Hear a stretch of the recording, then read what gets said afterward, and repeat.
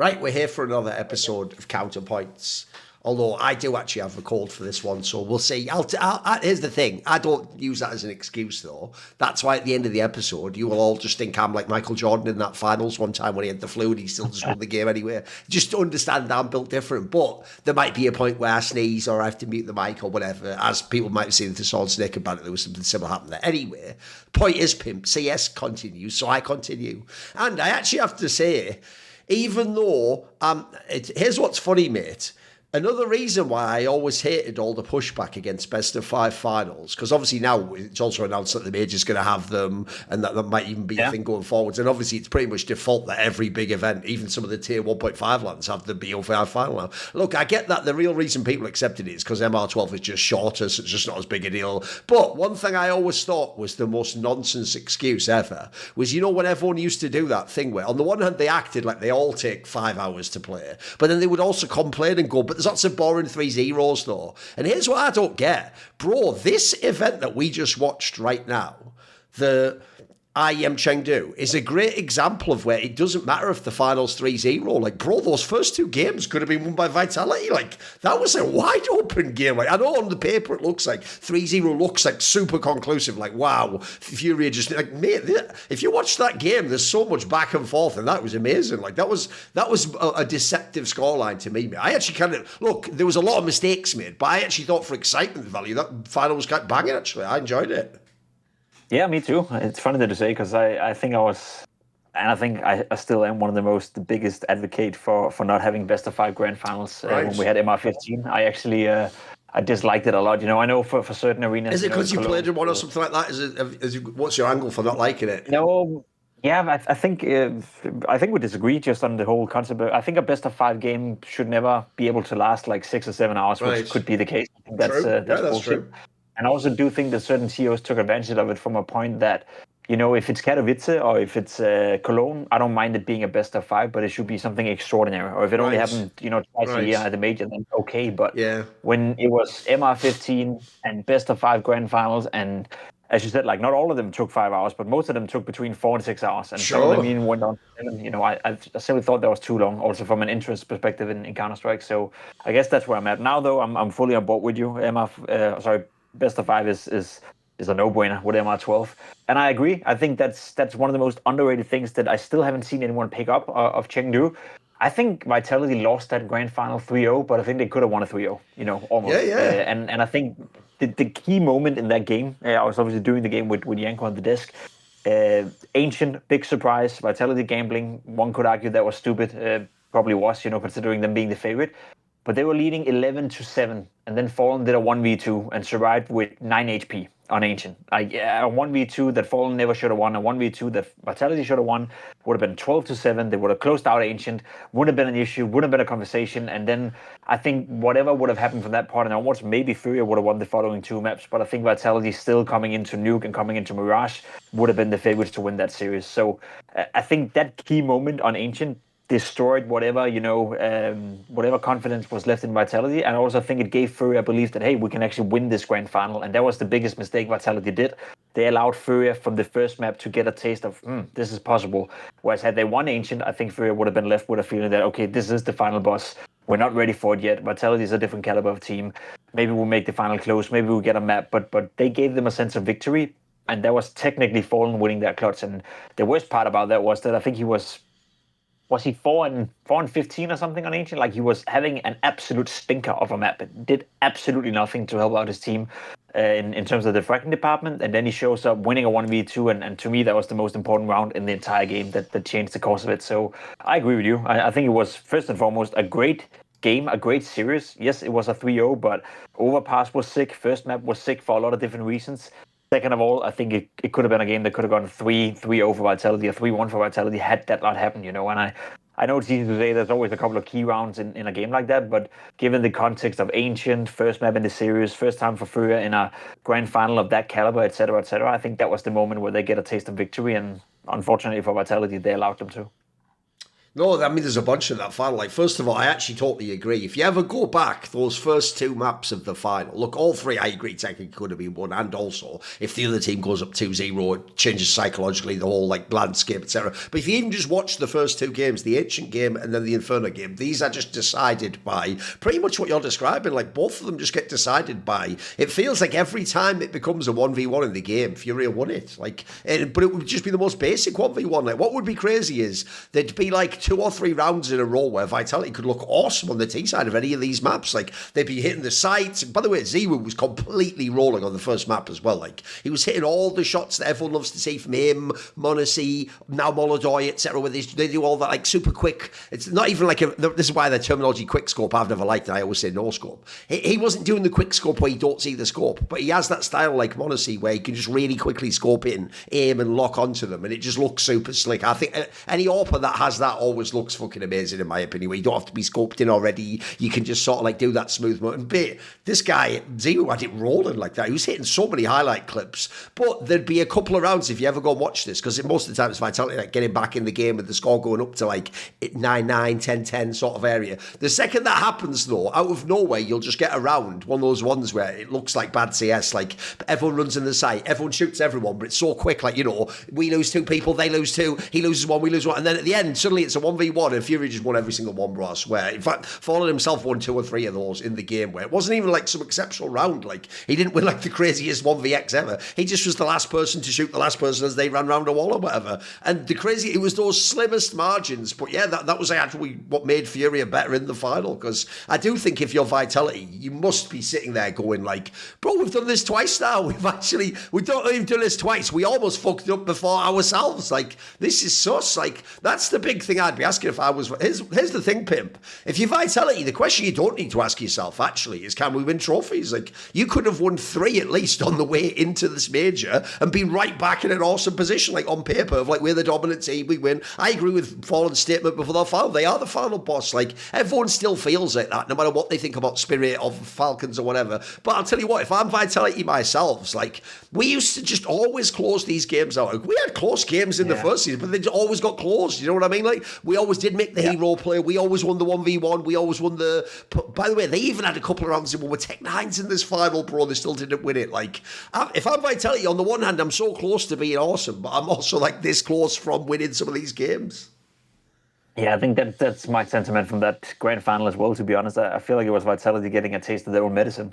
You said it yourself on Inferno. I think the score was 11-10 when Furia won a force by Tech 9 running into the B bomb side, you know, and you think to yourself, that's a round that I've seen play out so many times where it's Vitality winning. Absolutely. You know? Those are the types of games that they used to win all the time. And that's also, you know, part of this whole, you know, how dominant were Vitality. Yes, if you just look at the results from the tournaments in the beginning of the season, obviously dominating, you know, arguably no one can put a finger on that, but not all the games and all the victories in quarterfinals, semifinals, finals were dominant in the fashion they won them. It was a lot of close games, you know, a lot of it came down to close series, even versus MOUZ, you know, when they were the first contender, or the few times they played other teams in the grand finals as well. The Falcons won in Melbourne, right? A game they should have lost, to be completely honest, where they were down 12-6 and nuke in the 5th map, you know. So I feel like Vitality just got a taste of their own medicine, and sometimes that's all it takes, you know, just a team that they had that aura of being almost unbeatable. They knew that, okay, even though we're down 12-6 versus Falcons 5th deciding map,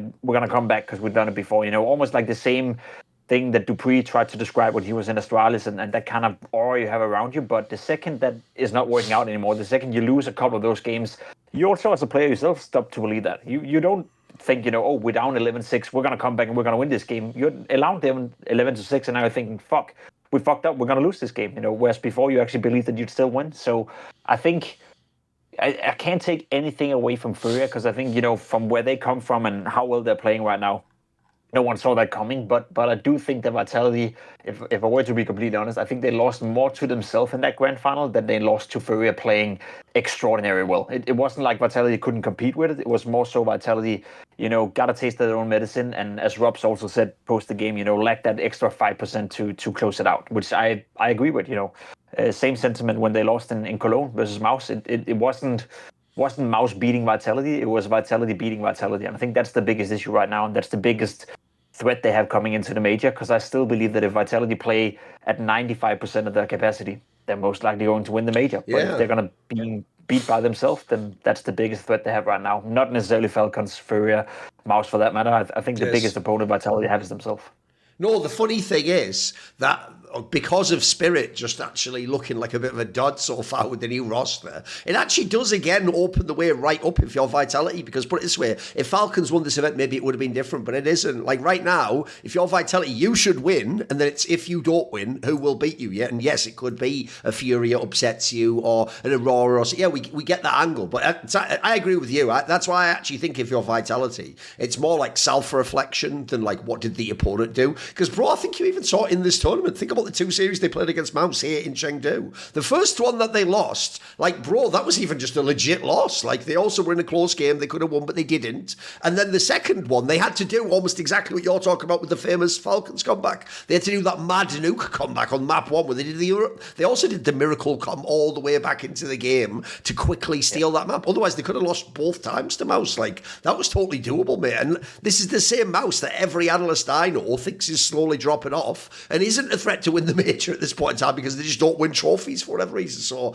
like, I would have concerns if I'm in Vitality. The problem is, though, Pimp, this is what I find so tough, though. Like I say, they do have moments in these games, though, where they do play awesome CS, though. And you just think, like if I was Apex or Xstars, this is a tricky puzzle because you don't want to change too much stuff. Like, obviously, the essence of the team is still there, and you do have games where you look like old Vitality and you win the same way.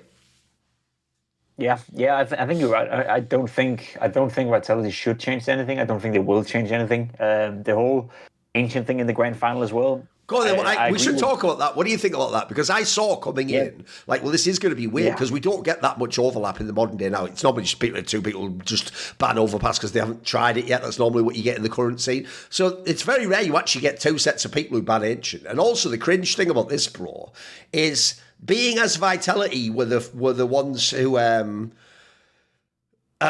me check actually, were they the first ones? Let me check if they were first in the veto. FURIA were the first ones. So that means technically Vitality were the ones that confirmed there would be ancient play. It's essentially they chose it if you're a fan, right? Right. That is actually pretty big. I know what you mean, Pimp, because I have to say, I totally get why you do that if you're FURIA. You can gamble on that if you're FURIA and go, hey, go for it. But I'll tell you one thing I found weird, bro, is when I watched that game and I'm watching like Keserato pull off, I'm just thinking, bro, the old FURIA used to play this map even. Like, remember they were playing this at that like Rio Major like all those years ago. That's why Keserato himself had like that epic fucking game against Heroic where he was just going crazy. I know what you mean. I thought that was a really weird gamble for Vitality of all people to do. It's one thing if FURIA does it, and then you go, okay, well done, FURIA, you get this. Because the map they removed was Train. Bro, Vitality, the old Vitality, used to fucking love this map last season. They were all over this one. They never lost on it, right? Yeah. It's puzzling, to be completely honest. I mean, the only silver lining I could come up with was that if you ever wanted to do something like that or test it out, you do it now. You do it at IEM Chengdu. Oh, you do this before the major, you think, right? Yeah, exactly. Right. And that's far-fetched almost in a sense, but I think it was unnecessary. It's logic, yeah. I think it was unnecessary. I don't think there was any reason to do it for Vitality. And I think, as I said before, the biggest mistake they made with that. But there's two sides to it, actually, because, as you said, like it's actually Vitality confirming that Ancient will be played in this series.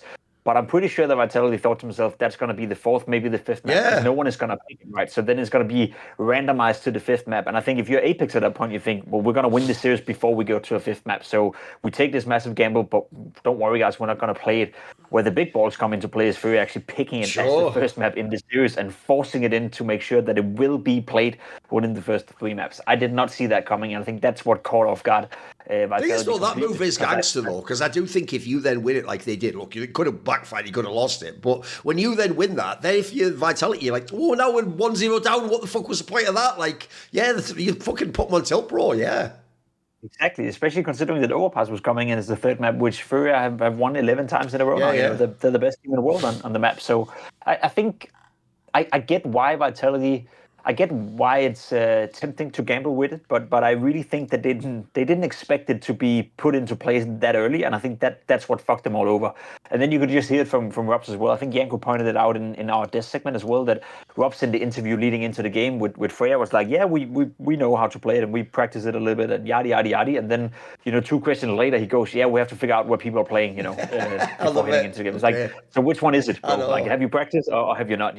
And you could see in the warm-up pictures as well that he was practicing smokes and all that kind of shit. So they have no fucking clue what to do when they came into the map. And another point I wanted to bring as well is that gamble is so much more worth it for FURIA for 2 reasons. One, them being the underdog. No one expected them winning a best-of-5 grand final. That's obvious. But as you said as well, it's a map that FURIA back in the day used to play. It's a map that Fallen have a lot of experience on. It's absolutely. a map that Kazerado and FURIA have played. It's even a map that Yikinda played. Whereas if you saw that stat, it might even have been you. I can't remember who posted it. Someone posted a stat where they showed that like Apex had like never fucking played. Had he played it like 2 times or something ever? Something mental like that.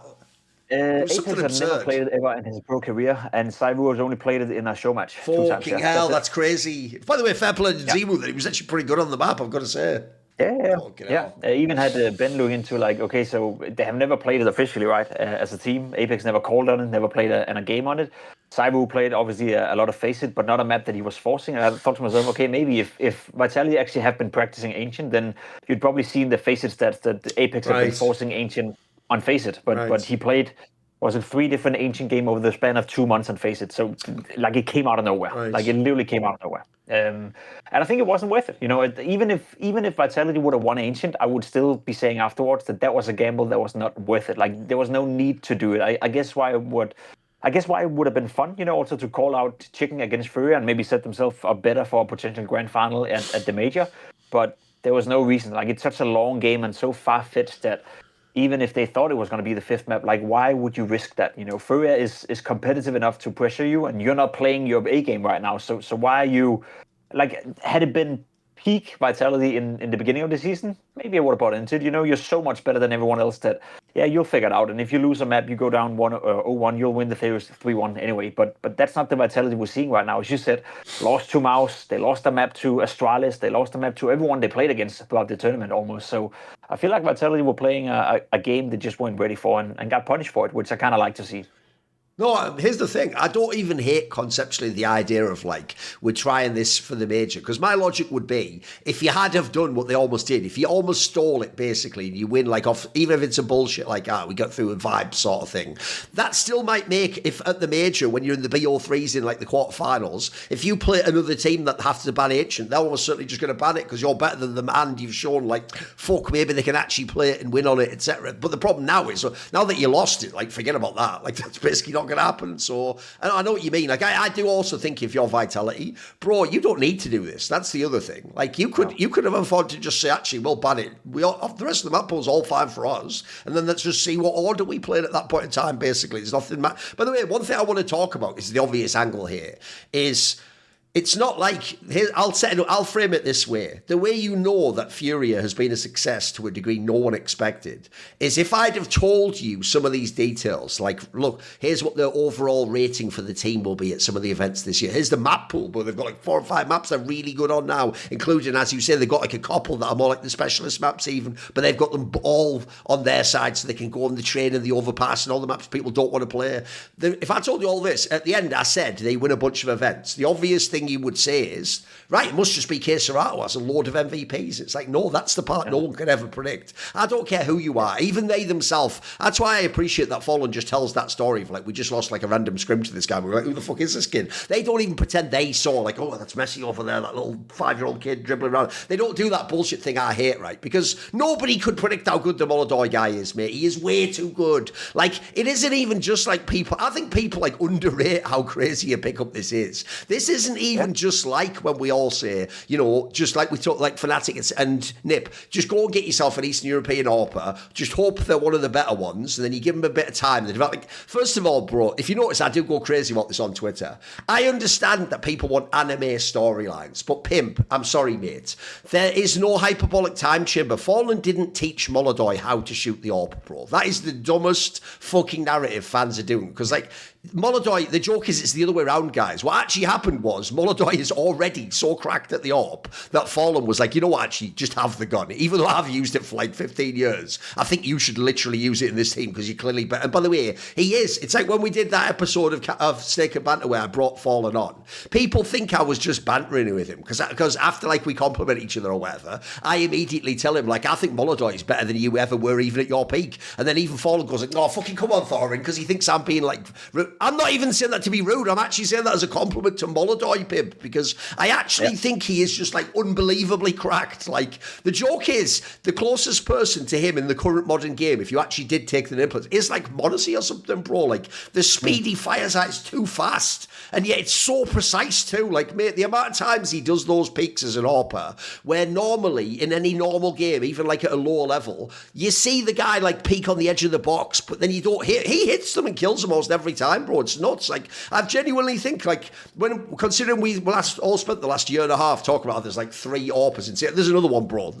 And this one is actually good enough to be like, excuse me, Shiro, excuse me, Torshi, I'm going to the front of the queue, mate. It's basically gonna, as far as I can tell, if he keeps the form up of this season, bro, the story of AWPing will just be who is better between Zemu, m0NESY, and Molodoy. Like, these 3, they just got it, bro. He's got that star AWPer quality that, like, you just don't find these players. But I actually think, because last night after I watched this, the match yesterday, the Chengdu one, I went and watched actually the POVs of Molodoy in that final. Mate, they're even better. Like, genuinely, if someone's a fan and they know like what good AWPing looks like, the POVs are like, you would think this guy was like at home playing the comfiest game ever with the Diet Coke and the fucking chair. Like, he's in a fucking IEM final in China and he is just so smooth with it, mate. It is unbelievable. Like, he doesn't look. Also, there's another thing. The guy doesn't look like pressure even fucking affects him, mate. No, I know he did at that major where he kind of bombed it against Payne. In these matches now, he's just fucking. He's actually. There's another thing, mate. He's barely played the game at a top level. He already has the whole, like, you win, do the showmanship, you stand up and do the, oh, mate, this guy, I actually don't think you can glaze this guy enough. He's like the next star, mate. He's really, that's why I said on Twitter, like, he's going to be one of the best AWPers of all time, as far as I can tell. This guy's just got it all. I mean, there's nothing that suggests he won't be, you know, as you said, there's nothing that suggests that he won't be in the conversation to be a top 3 player in the world next year. If he continues at the level he's at now, then that's almost a guarantee. If he gets better, then who knows if he can get on the level of m0NESY, Saibu, and contest with them, you know, for that role. I agree. I think it's almost impossible to glaze him too much or give him too many compliments, because I even made the case on Twitter as well, and I thought that to myself, and we didn't have time to discuss it, and I would love to hear Yanko's take on it, and maybe yours as well. But personally, I think that Molodoy is obviously breakout player of the year. That's a no-brainer. But I think the Molodoy pickup is a better pickup than ropz going to Vitality. You know, and the reason why I'm saying that, or at least my argument for that, is that ropz took Vitality from being an already great team to obviously being the best, and that's just the way it is. And obviously, what they did in the beginning of the season, he didn't have to close that big of a hole, because you still had Saibu, you still had the foundation, you still had Messi playing for you, and Flamesy being in his role. So I feel like ropz came in and obviously added what they lacked, you know, and that was a great pickup. But I would say that Molodoy coming into FURIA, and that's not to downplay the impact of Yakinda as well, and the impact of Fallen on the rifle, yada, yada, yada. But Molodoy took FURIA from being irrelevant. Molodoy took FURIA from being a team that wouldn't make playoffs, that you, like, whenever you did a death segment, you'd be like, fucking hell, I have to cover a FURIA game again, and I'm going to say the same thing over. Yes. Maybe if Quesarado plays well, maybe if Euro plays well, then they have a chance of making it. Like, it's just the same over and over again. And he took that FURIA to now be an elite team that can potentially win the major. I think having a player that has that much impact, to me, that's a better pickup than ropz coming into Vitality and fully releasing that potential. And it may sound a bit controversial, because Vitality may be the best team to ever do it, you know, depending on how you look at it in those 6 months. But I think the way I would describe it is that there's only a few players in the world, only Molodoy and maybe m0NESY or Saibu, if you were to join FURIA, could make that leap, could make them as good as they are today. Whereas I think there's definitely 3, 4, 5, maybe 6 players theoretically Vitality could have picked up that would have done the same thing. And that's not to take anything away from ropz, but he's, you know, he's not that unique in that sense. And then again, he is. So it's a very fine balance, you know, trying to compare the two. But that's where I want to give my flowers. I think Molodoy is arguably contender for one of the best pickups of all time, you know, even contesting with ropz to Vitality, contesting with Magis to Astralis back in the days, or Glaive to Astralis, depending on how you want to define that era. Like, I feel like he's that good, and I feel like he's taken FURIA out of a misery they've been in for 5 years. And let's be completely honest, you said it, Fallen said it, no one saw that coming. Like, Fallen was ready to retire. Quesarado has just accepted that he's going to be a great player, never winning shit. Yuri, he's going to be a great player, never winning shit. I think they all would have accepted that if this molodoy kid could take them from being a top 15 team to top 10, they would have been happy, just getting into the playoff occasionally, they would have been happy. Now they find themselves in a position where realistically, their goal should be to win the major. Their goal should be to win another major, which is crazy. And that to me is arguably one of the most surprising things, and at least that argument is why I think it's fair to have the conversation whether molodoy to FURIA is a better pickup than ropz to Vitality. It's two different cases and very hard to go against ropz, but yeah, I don't know. I feel like molodoy is, as you said, like you can't credit him enough, and if he continues to develop, like he's getting better and better still, like who knows where the ceiling is at with this kid. No, by the way, there's another thing. Like, if you think about where FURIA was at before this event, they were more in the camp with, like, G2, Mongols, if they'd have had Senzu, where it's like, look, you obviously from your event wins, we can see that you could win the major if everything goes right. So basically, we were going to give all these teams Aurora, you all get like the dark horse status where it's like, essentially, if you do something like this, like the right players on fire, the right map works for you in the event, and then you get the right bracket, then you could win the difference is if you're FURIA now, like, bro, you're like, right, bear in mind, we have no clue where Spirit's going to be at. Falcons, can they close the deal? MOUZ doesn't close it.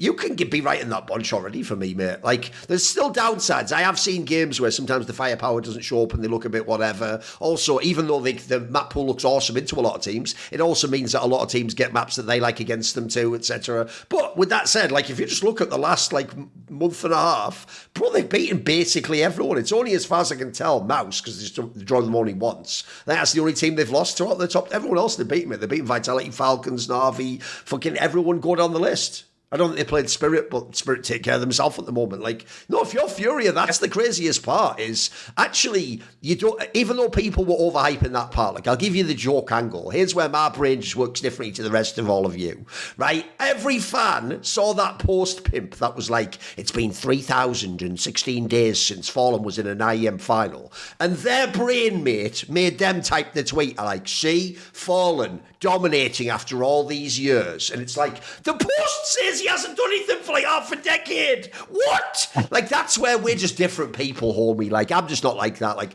it says the opposite. It actually says he was basically irrelevant forever. And now, look, you can do it the other way around. You can go after all these years. He's now back at the top. That's a cool storyline. Some people got that the wrong way around. Because some people made that sound like he was always at the top. In which case, guys, what's the story then? Like, I think we'd all know if he'd been at the top the whole time. Because I'll tell you one thing that is way too premature. These people doing episodes on podcasts that are like, is Fallen the GOAT IGL? Like, what, after this last month and a half? Like, bro, fucking put it back in your pants, will you? Like, you're crazy whoever had that conversation. That is a fucking wild convo. But I do agree. I do think the idea of the team, though, actually winning, like, that's what's incredible, bro, is the idea that Fallen as an IGL could, like, for real, could win another major, essentially, like, 9 years after he did it before. That would be fucking insane. Like, but I think that is actually plausible, Pimp. Like, I have to say, the more and more I watch this team, the more I like them to even have a chance to do it. Yeah, I do think they need the right bracket draw, but I put it this way, I do think like they'll be in the semis. I'll give them that at least. So you got the crack at it.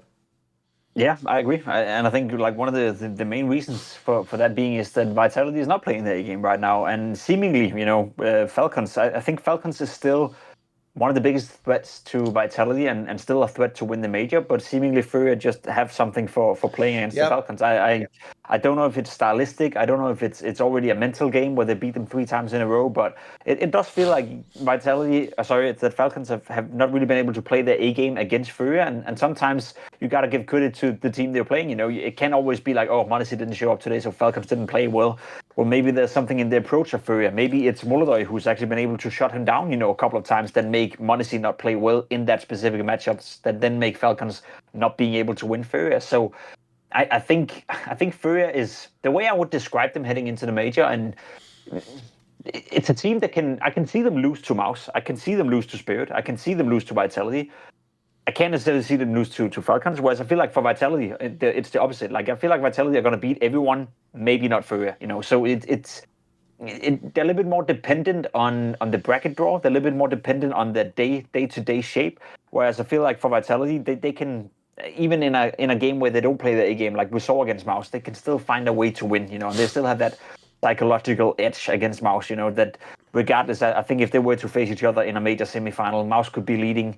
I don't care how much, they will find a way to lose that game, as they've done so many times, and I think that's a big hurdle for the MOUZ camp. And I don't think FURIA have that psychological advantage against any teams, maybe outside of Falcons right now. So in that department, if you were to compare FURIA and Vitality, there's still, certain errors and certain things pointing in the direction of Vitality. But as you said, it'd be a fucking fool if you didn't acknowledge the fact that FURIA is one of the heavy favorites to win the major. Like there's Vitality, and then there's FURIA, and then there's the rest. You can then argue that maybe Falcons and I don't even know if MOUZ have separated themselves from Spirit, but it's like in my head, it's like two top dogs in Vitality, FURIA, then you have Falcons below that, you have MOUZ below that, you have Spirit below that, and then all the shitters after that, in NAVI, Aurora, G2, who have occasionally shown that on a good day they can do well. G2 did it in London, have not really been able to replicate that since. So in terms of winning the major, I the more we narrow it in and the more I see, and it'll be easier to conclude after rivals here in Hong Kong as well, but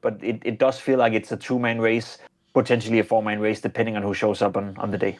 By the way, let's talk a bit about Falcons then, because obviously it's always a spicy topic anyway.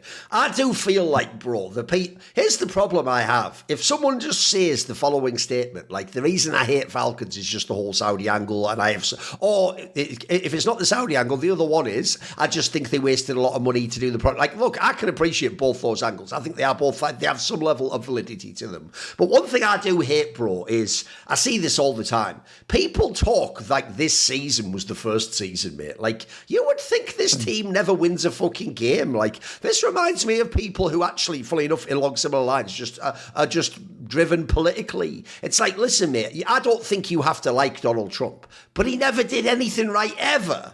He just did like 100 bad things in a row. And even when he won, that was just an accident and he's a moron. Like, bro, just listen to yourself when you say that. You know what I mean? It just sounds too ridiculous. So similarly with Falcons. Like, I get why people prey on their downfall. But it is me, as a sports fan, the joke is, Pimp, the only reason I even gave Man United 1 second of reprieve from hating them with all of my force was because I like Ronaldo and they got him back for a while. And that then became just a new reason to hate them 10 times more now, bro, even though they're not a threat. They haven't fucking done anything in like 15 years or whatever. But the problem I have is this. People are underrating Falcons, bro.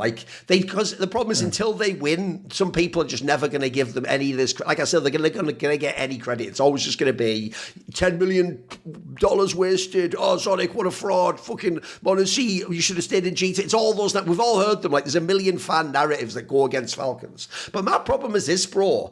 They actually have the opposite problem to that, in my opinion. It's not that they suck most of the time. Their problem is this, Pimp. They either hit you like a fucking Mack truck, 2-0 your ass, and they're doing this to a lot of people right now. All three of the stars show up on the server. Monacy's like the best in the whole fucking world right now, by the way. Then you get like Keisuke rarely has bad games. And then Nico, actually, he's up and down, but he has some fucking good matches again. People forget this isn't the Nico that started the season where he was looking really bad. Like, actually, he's corrected that all. And that's why if you ever look on that top players stats page, they always have like 3 of the top 10 or top 11 or whatever. Like, they consistently get the firepower. The problem is this, Pimp. The second they do run into a team that can beat them, and it's in the semi-final every time right now, they just collapse. That's the problem. That's the part where I get the memes. I get the radar memes. Those are all good. It's true. There are so many moments, and this is a bad time, Pimp, where if I just show you this screenshot, you remember, wait a minute, oh, that was it. And at this point, they do have about 5 of those, bro. Like, it feels like they do one every tournament. They do one crazy round, which does look like you're like a fucking bad face at pickup, where you don't even look at people communicate, or people don't like they know what their job is, or who's going first. So I'm giving a slight olive branch to the haters. I do know why they hate on them, but the problem is, I think, Pip, this is a perfect angle because they didn't win this tournament. There's this next one, Blast, which is a great chance to get over that, and then there's obviously the major. Yeah. I do think to be fair to Falcons, you have to give them like dark horse status for the major, because I do think that what I just said, there's still a world where they actually just front run and just fucking ride over the top of a bunch of these teams, man. Like, yes, I could absolutely see what happens in these tournaments happen to Falcons. I could see them in the semis or the final, losing to, you pick one of these teams that beats them. FURIA is a great example. Losing to one of these squads, and then everyone saying the same thing. What, you spent all that money just to come third and not win? But at the same time, I could also see them, bro, playing like a bunch of teams in the quarterfinals and just smashing them and being like, get out the way. Like, we're all going to the semis, the final. Like, where are you at on Falcons? I find them a really tough team, mate, because like I say, there are things to hate on, but there's also some really positive things too for my money.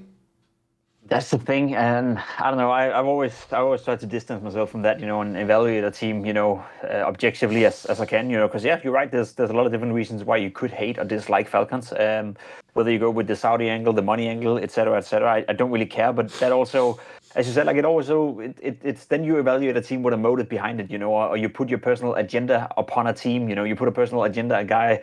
Like Kiyusuki or Tessus or Kixen for that matter, and like I can't really work with that. I don't really give a fuck, to be completely honest. So if I just look at Falcons as a team, I still think, and I agree with you, I think they're severely underrated. I think you're right in saying that they have this habit of either showing up full force and 2-0ing people, as we saw in Chengdu, where they looked like the best team after the group stage, no doubt. Into the semifinal, they were the best playing team, and then they face a team that is maybe as good as them, and then they lose a couple of rounds, or they have, Monacy not showing up for half an Inferno, or whatever that may be. Inferno, in particular, right now is a weakness in the map pool, something they have to fix for the major if they want to win it.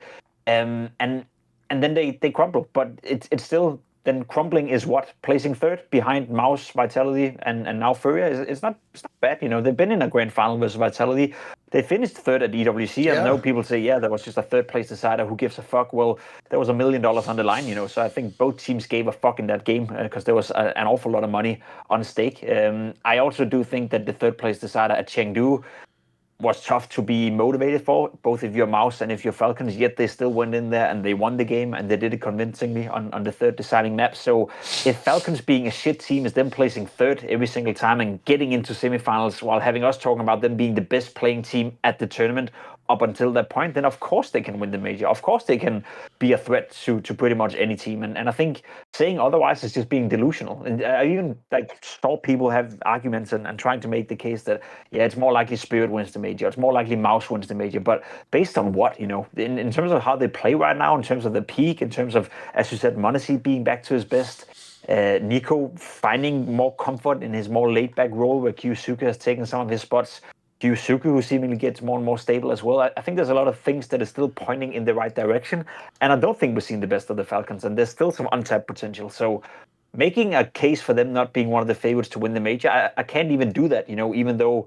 I would like the task. I don't see how that's justifiable, saying that, the best they can do is a quarterfinal, or the best they can do is a semifinal, because that's not the case when you have so much talent. Now, they have an issue, and that's Inferno, first and foremost, being part of the map pool right now. Monacy seems to be struggling on that map in particular. T side, we saw it against MOUZ. I think he had a half with 0 ADR, with something I've never seen before from any player, let alone Monacy, who's in the shape of his life right now. They've been losing Inferno to a couple of these top teams. And then also Tessus. I feel like Tessus was the guy who actually, stepped up when Monacy came into the team the first time around, and stepped up before Kiyusuke joined. And he's been pushed into a lot of uncomfortable roles for him, a lot of new learnings, and his level is not as high as it used to be.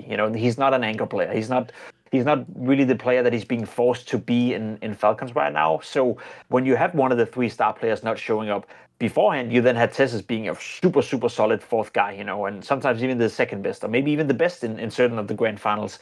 And that doesn't seem to be the case anymore. There's not that safety net that they used to have in him. So those are the two main concerns I have. If Tessus can find his footing in that role, then you lose a safety net at the very least. I'm not saying Tessus is not good enough to be part of the Falcons, but he's not good enough to be a safety net for a Nico dropping the ball, or a Monacy dropping the ball, or whatever that may be.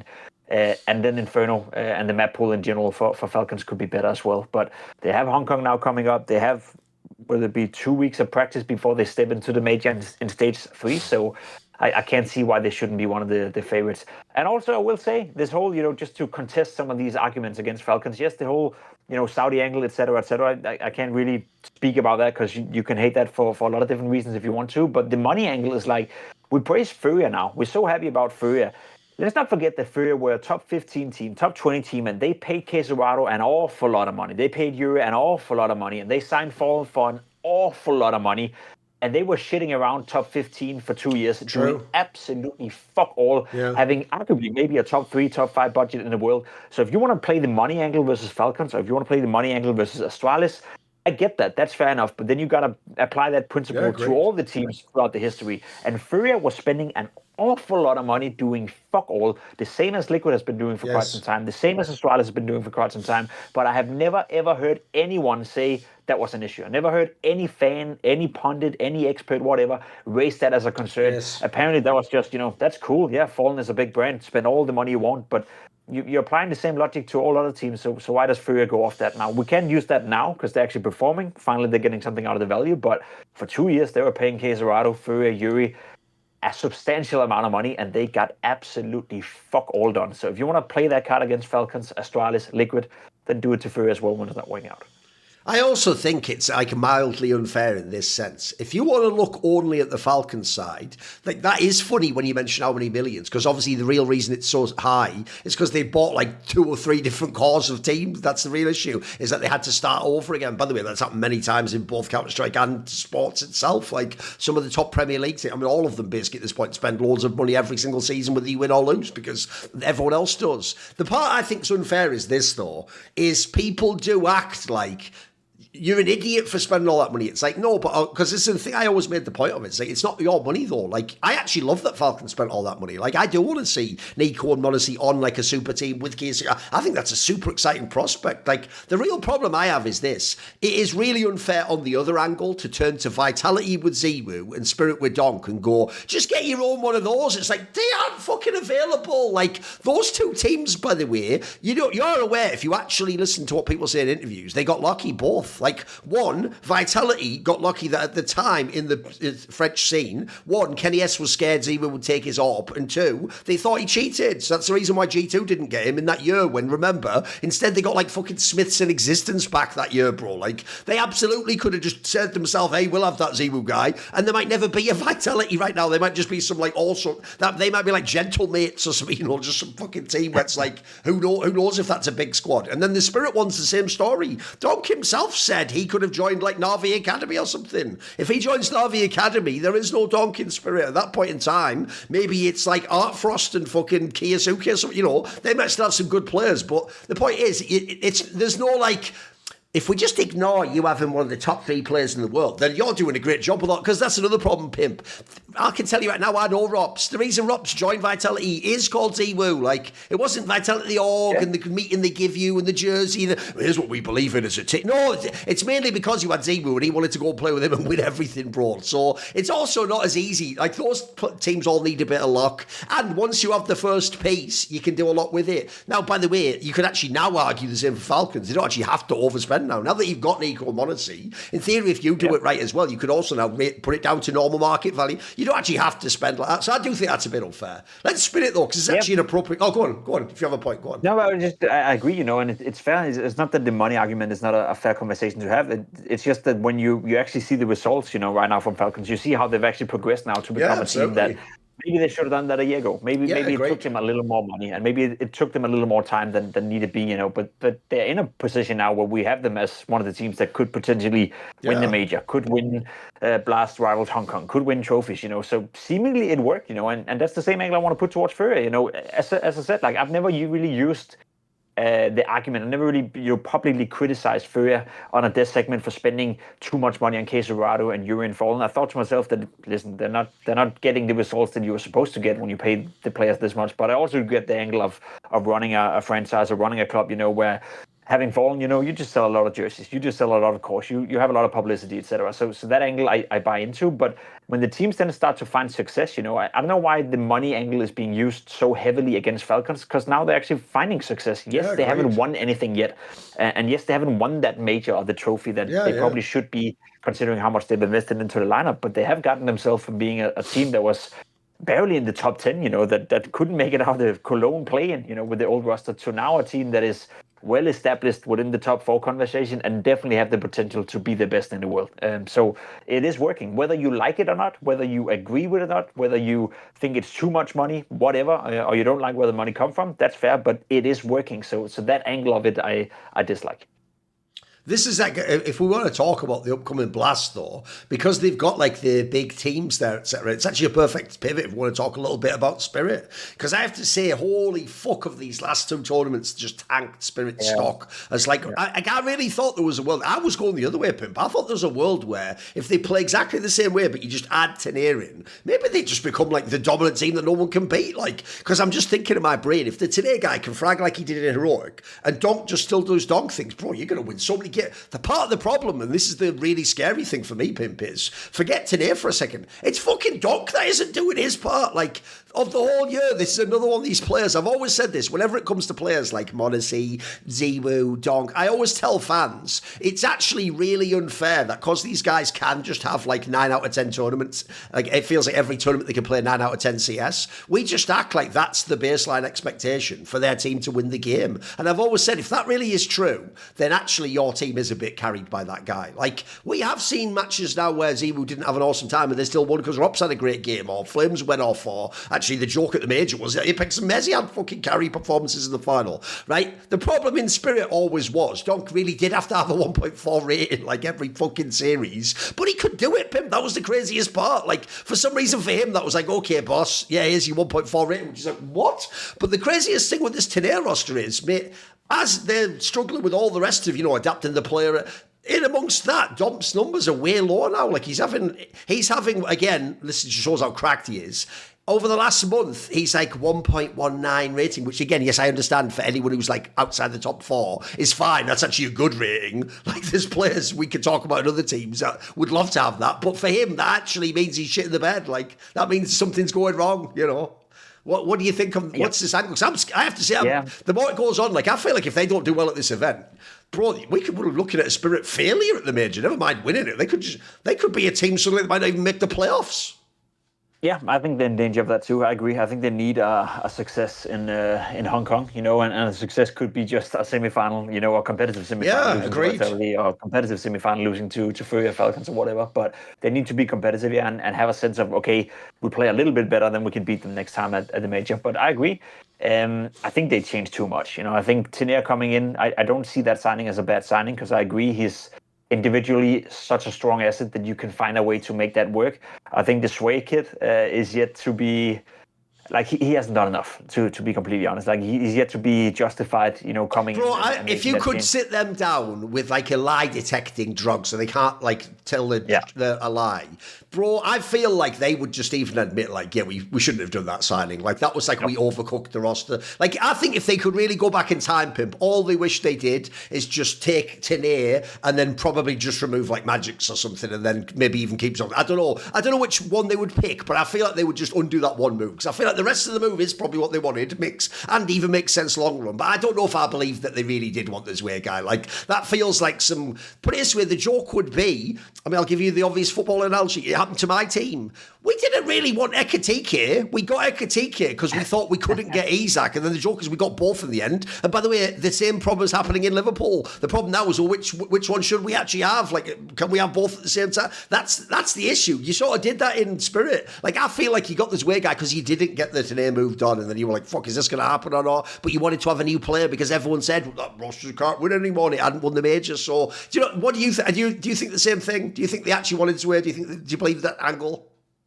Yeah, and I agree with you. I think it was smart necessarily, and not something they necessarily wanted to happen. I think they wanted a change, for some reason. Yeah, that's sure. fair enough. But I think the change they would have wanted from the get-go would have been Tenair, but probably some contract issue, roster lockdowns, etc., made that impossible. And then if they had to change at the moment where they had a timing, then it had to be Sway. And one could also argue, they won Cologne and they won the Blast. Blast Bounty as well. Season 2, 2 tournaments in a row where you think to yourself, okay, if you win trophies, you win Astana as well. And given Astana wasn't necessarily that heavy of a field, you still won 3 trophies, in the span of 3 or 4 months. So it's not that bad with Sway, but then again, it is when everyone else is ramping up and everyone else is getting better for the major. I feel like Spirit have just stagnated or maybe even declined in level, and that's the issue. And then when I agree, Donk maybe not hitting his mark right now, and Donk should and could do more. He'll probably be the first to admit that. But part of it, I also think, stems from the fact that you change 2 players, because one thing is changing one player and bringing in one guy who's a little bit inexperienced. you can clearly see that Dunk is visibly frustrated sometimes towards Tinea, towards Sway, whenever they do a peak or whenever they do something in a clutch or whatever. And I think that also plays in as a factor, whereas he may not have liked Magisk and Sontics and the individual level from time to time. He may have felt like we need some stronger players or a stronger aimer. But I think Dunk is also, and Spirit as an organization is also young and probably underrated the fact that, yeah, they may not be the best individuals, but you'd rather have a guy who's a little less, good individually, but who doesn't fuck up Dunk's game, who makes sure that Dunk plays at the absolute highest level, than having a player that is maybe 5% better than Sontics or 5% better than Magis, but then will go in and interfere a little bit with Dunk and make him more frustrated and make him more uncomfortable. Because, losing 5% of Dunk is losing more than 5% of a guy like Magis or Sontics. And I think they potentially underrated that aspect a little bit. And then again, it's impossible to know whether or not that's the reason why Dunk is not playing up to par. But I do sense that whenever I watch them play and whenever I see, especially the player camps, like Dunk he's always been frustrated, but he seems visibly frustrated with some of the decision-making coming in from some of the rookies, which is fair enough. I don't hold that up against the rookies, but that's what you kind of expect when you bring in two new guys who is relatively unproven. I know Tinea played in Heroic, but that was also for a short stint. Yeah, that's true. The playoffs. Even when he had those numbers, bro, he wasn't, as you say, like in the big semis of a big arena. Like, yeah, it's true. We haven't seen that yet. That's a new test for him. Listen, he had big numbers in Cologne playing, in Katowice playing, and that's about it. So it is new for them. And I think you said it pretty well. They overcooked the roster, and I think if they could go back in time, they would have made one change. Ideally, that would have been Tinea if timing would have allowed it, and then kept, Magisk or Sontics. I'm still not sure with the whole Sontics thing, if that was actually them wanting to replace him, or if that was more some visa stuff, some personal issues or whatnot. But I'll tell you this, if they don't have a great major, if they don't make the semifinal at the major, if they don't win the major, go to the final, I think we'll see Sontics and or Magis back on Spirit 26, and then I think Sway will be the one who gets cut. By the way, I'll give you another Liverpool analogy. That if people aren't watching the Premier League right now, that's all Liverpool's done. They just went back to as many of last season's players as they could to figure out like what went wrong with adding all the other ones in. So they're just trying to remove as many variables. And I'm with you. I think if you have a bad major, you just bring one of them back, mate. Exactly for that reason. In fact, let me ask you about that, because that's one thing I think is actually probably very underrated by casual fans. The one area, what we always, the terminology in Counter-Strike used to be, this is if you HLTV forums run a team. They would the joke is, this is why it's so hilarious they all hate Falcons. They would make Falcons. They would add 3 aggressive riflers in one team because they also don't understand the role. In fact, the joke is that's why they must love that money ball, because supposedly baseball basically is 1v1 in most of the positions, right? So that's why you actually can just stack like star players and you might have a really awesome team. The problem with games like Counter-Strike is it's more like hockey or something. There's like an art to it and how you play off each other and who plays in what way and how this guy plays on the field over here affects the space over on this part. Like, we have elements in Counter-Strike that are counterintuitive, actually. And one area I've got to say, Pimp, is I know exactly what you mean about Donk. I think the most underrated aspect is this is what I'll ask you about.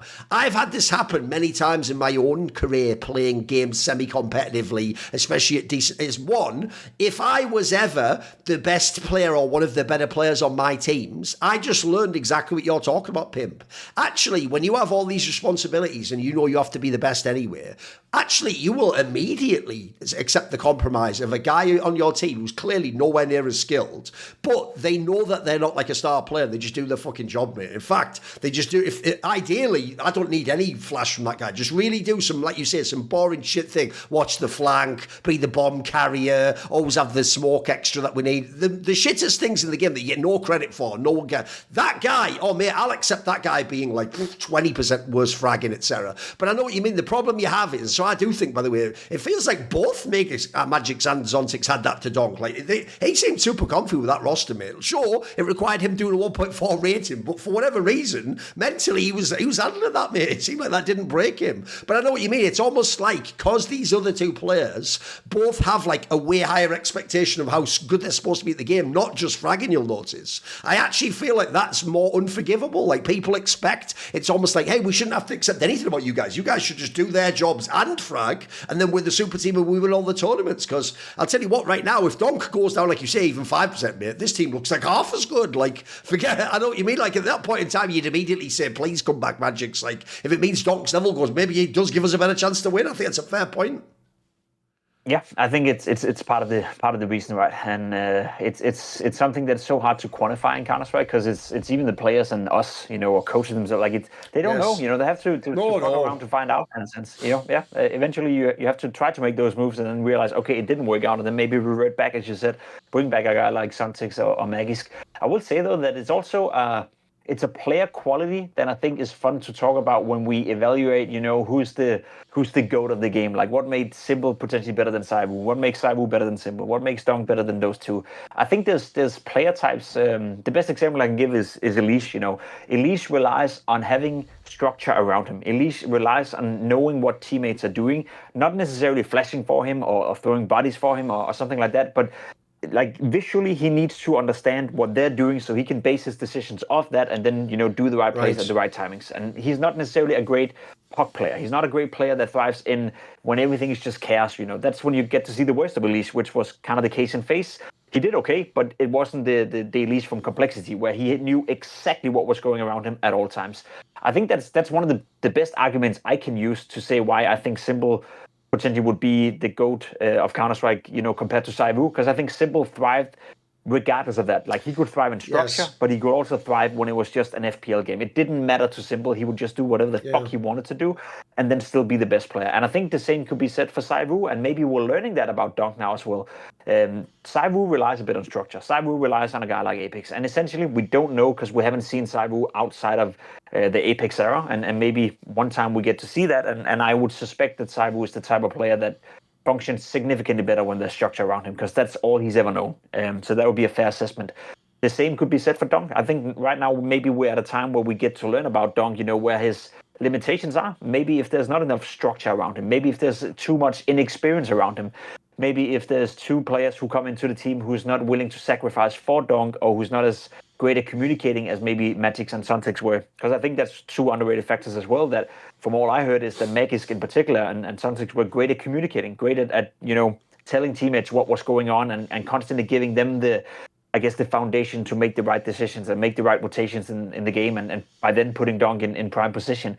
Maybe we're learning that Dong is still obviously a fantastic talent, but he has limitations in that regard. He's not going to function as well as he could be unless there's structure around him. So that's my angle on it. I find it super, super interesting, and I find it interesting to see how Spirit, how Donk, how Heli is going to try to fix that, whether that is bringing back Suntic Magisk or maybe schooling Sway or schooling Tinea to be different players. I don't know, but I feel like that's the one thing where, if you want to talk old school Counter-Strike, where Simple really stood out, it didn't matter. Like it didn't matter if you had structure, it didn't matter if you had the blade system around him. He would just perform at an incredible high level anyway. It would even be to the case that in certain games where Simple would make the decision, it's 11-11, okay, it's 11-11 against the team we should be beating, so the blade system doesn't work.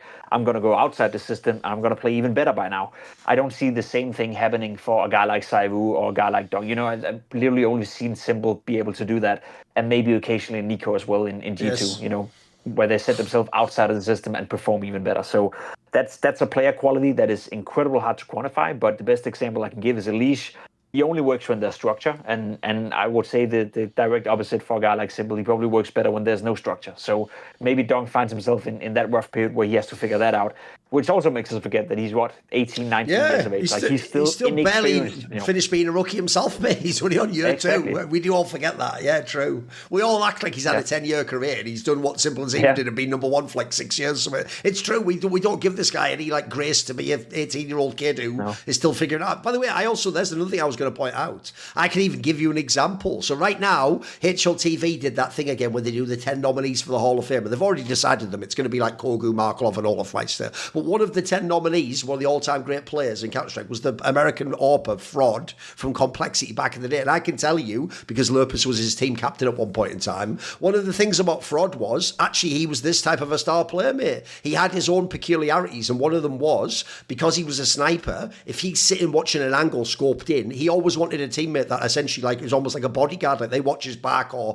no one can ever flank him on train or something like that, because it's not, look, obviously that has no relevance as to whether that he can get left mouse and hit the shot. But it means for him, that's something that maybe fucks with him. Maybe his focus when he's doing this is like, fuck, is there a person flanking behind? Should I check that quickly? Should I check back? What if I check back and then they've set up the counter-AWP angle? Fuck, I had that. So for whatever reason, that was just a minor weakness of his that he wanted to have the peace of mind. But it meant that on his teams, same angle I'm giving the donk one here, maybe on his teams he can't just have 5 players on CT side in this case that play normal positions. Maybe one guy has to sort of be overloaded to Fraud to make Fraud better at the game. Like, I could easily believe that, because the reason why I think this is a fair discussion to have, Pimp, and isn't just saying, like, bring back last season's players like Liverpool fans basically do, is because there's actually like a very good technical reason, which is one of the reasons a lot of us wanted those 2 players to be the ones that might be removed, Zontics and Magics, is because Magics really did just do shit like just fucking farm guns for people and play with SMGs and play like janky angles that you wouldn't play if you had a full strength gun and you were just the best player in the world at that spot. So in many ways, I do feel like people think Magic's was kind of like Spirit Sanji, if you think about how they used to use that guy back in VP. Obviously, that's the most extreme example of that I've ever actually seen, where he really was just farming like a pack mule, the fucking guns. But whatever, that we all know why that one was. And then the other one to me is that what people complained about with Zontix is stuff like, he's too static, he just sits there, he just body shots. I'll tell you what though, that's actually where if you're donk, you also know that. You know, right, he's going to be there during this part of the round. He's going to kill anyone who comes from a normal. Like, there's actually a lot of reliable things with both those players, Pimp. Even though those sound like downsides, because it's obviously like adaptation of whatever strengths they don't have, which is that they don't have the firepower of Zway and fucking Tanir. I tell you what, like in a weird way, if you are donk, that does provide like a level of security. Like you kind of do know what those teammates are going to do. And also, you know those teammates, Pimp, are never going to step on your toes if you donk. Like, they're going to play for you. Yeah, that's why. It's such an underrated. It's a lovely discussion to have, and I would love to pick some coaches and some players' brain on, because I think it's something that people forget to think about. And what comes into my mind is like that. I failed myself as well, I guess, doing my analysis job as good as I could. But seeing Elise being signed to FaZe, playing next to a guy like Boki, that was bound to go wrong. Like those 2 players just think Counter-Strike completely different. Yes. Like you never know what Boki. You never understand what he does. Like, he plays on his intuition. That's what makes Brokey such a fun player to watch, and makes him, so... It makes him a threat to teams, but it also makes him a liability. And I think Elise, in particular, it doesn't fly with that. Like, it doesn't work. Like, I think Elise and Rain playing next to each other would work perfectly fine. I think they could be a great pair in terms of defending bomb sites, etc., etc. But having Elise play next to a guy like Brokey was always going to be shit, because you could never rely. Like, sometimes Brokey would be in Boiler with the AWP, and sometimes he'd be sitting on the bomb side, and Elise would be like, where the fuck are you going next round? And then you can base your decisions off that. And I think that's one of the most underrated, but also an important note for people trying to build teams. Yes, you can always get the best talent, you can always get the best players, but you need that synergy. And again, what creates synergy? That's having players who think the game in the same way. That's having players that is either good at not working in a system, or is good working next to a guy like Brokey that is a little bit more free-flowing. Or if you realize that you have a player on your hands that needs a bit of more structure, then you need to pair him with a guy that thrives under structure, if you want the best out of both of them. So I think the whole, team composition is something that's interesting. Maybe a point of conversation for another episode as well. But that's what's so fun about Falcons as well. Like, you look at Vitality right now, like, they don't have the best individuals in the world in every single position, but they have the best fit for them, sort of. Like, It makes an awful lot of sense to have Flamesy in that position. Yeah. Messi, the role player, like, not the best in his role, but up there. Apex, arguably maybe the best in-game leader, but not necessarily. So they just found like a team composition that works out. Same could be said for MOUZ. The reason why MOUZ has consistently been the second or third best team in the world is not because they have the second most talent in the world. They just have a great team composition. Yes. And then you have Falcons, who are trying to disrupt that system right now. We're in an era where it's team composition that usually wins out. Even FURIA, again, I'd say they don't have the most talent.